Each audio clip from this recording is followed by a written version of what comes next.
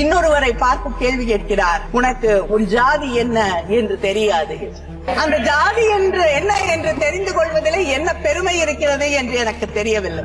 எது நாகரிகமற்ற கேள்வி? நீங்கள் ஜாதி வாரி கணக்கு எடுக்கணும்னு சொன்னா 140 கோடி மக்களையும் உன் ஜாதி என்னன்னு கேட்பாங்களா, கேட்க மாட்டாங்களா?